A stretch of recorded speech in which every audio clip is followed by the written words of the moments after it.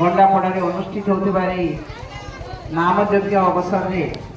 उपस्थित समस्त श्रद्धालु भक्तमंडली मंचरे उपस्थित भेड़ेन ब्लॉक भाइस चेयरमैन सम्मानीय डोलामणि खेती महोदय सत्य भाई उपस्थित आखपाख अंचल आसीथिबा समस्त श्रद्धालु भक्तवृंद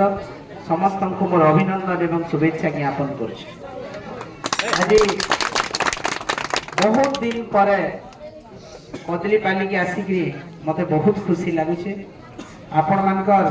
निमंत्रण पाई मोर आज बहुत कार्यक्रम एवं 3टा ग्राम पंचायत मीटिंग सारी है आउ 3टा ग्राम पंचायत मीटिंग आरंभ होचे तथापि भी जड़े भाई मते फोन करथिले जे मैडम वर्षा होचे आपण आसी मैं पारन बोधे मु कहली निश्चित भाव में मुझे जिमी एवं आपण मानकर संगे भेट करमी तेणु खेती बाबू के फोन कली सत्य भाई मते फोन करथिले एवं मुझे यथाशीघ्र बाहरी आसिक आपण मानकर कार्यक्रम में योगदान कली बहुत आनंद लगला एवं आपण मानकर एक सुंदर कार्यक्रम देखि निश्चित भाव में आपण मानक मैं धन्यवाद ज्ञापन करूँ आमे जानिछु एकता ही बड़ जदि आम एकजुट होमा जदि आम समस्ते एक मन हो रहमा आमर कौन सी जिनस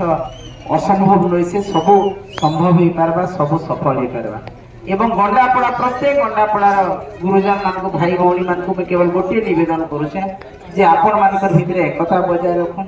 आपण मानकर पड़ार श्रृंखलार सहित आपण माने रहन एवं बाबा साहेब आम्बेडकर कथा अनुसार आम शिक्षित हेमा संगठित हेमा एवं आम समाज उन्नति करमा सेटा ही आमर मूल लक्ष्य होकर रहू आमर छुआ जदि पाठ न पढ़े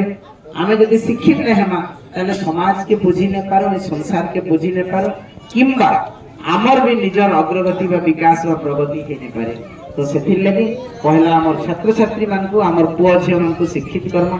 समस्ते संगठित होकर एक होकर रहमा एवं तार पर जाकर आमर उन्नति विधान नहीं पारबा तापर जाकर आमर प्रगति हो पारबा एवं सब बेले मैं आपण मानकर संगे आसे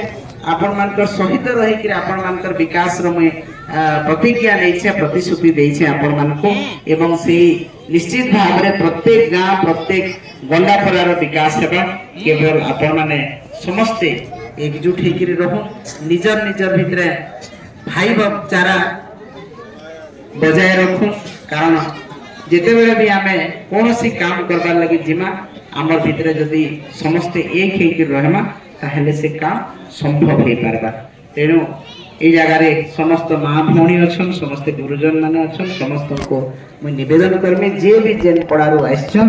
समस्ते ये कथा के मानबे एवं आगामी दिन में आम निर्वाचन आसुचे 2024 साधारण